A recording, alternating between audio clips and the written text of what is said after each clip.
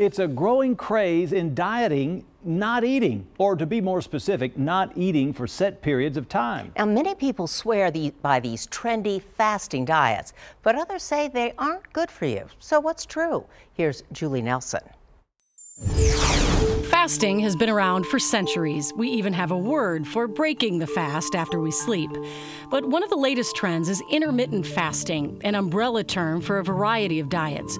Alternate day fasting, where you eat a normal amount of calories one day, then don't eat or sharply limit your calories the next day.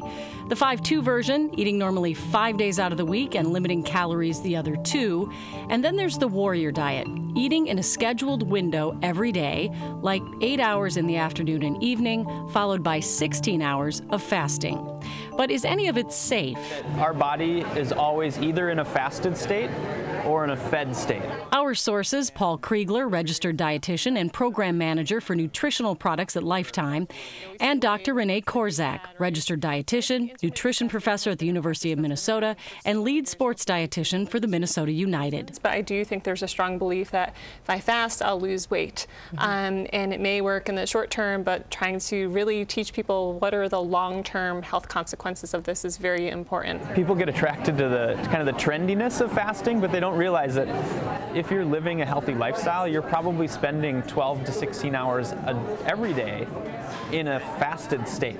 But Dr. Korzak has concerns. From a nutritional standpoint, when you're cutting calories, you can become deficient in certain nutrients. Definitely not something I would send a beginner off to go try and experiment with. Our sources disagree on whether fasting can work. Yeah, there are ways to practice fasting safely. Do you think these intermittent fasting diets are safe? I'm just not there yet to say that it's beneficial. Dr. Korzak worries about long-term consequences and notes fasting can cause changes in your metabolism. When you're fasting, you know, especially for long periods of time, you lower your resting metabolic rate, meaning that your baseline calories is now much lower, so you're already putting yourself in deficit. But Kriegler believes fasting can be safe if you include healthy choices. So if you have a healthy metabolism and an overall healthy diet, then introducing periods of time where you skip a meal here and there doesn't send your metabolism, wildly off course. The differing opinions of our dietitians mirrors the different conclusions you'll find online, even in medical journals.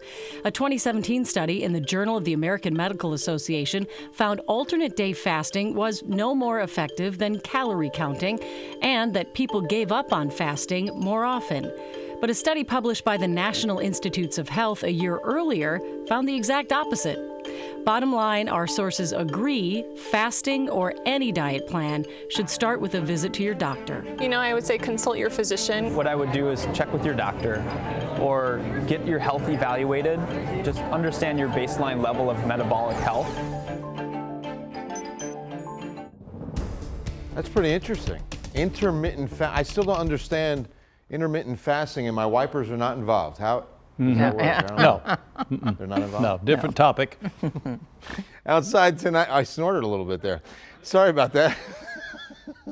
It was funny.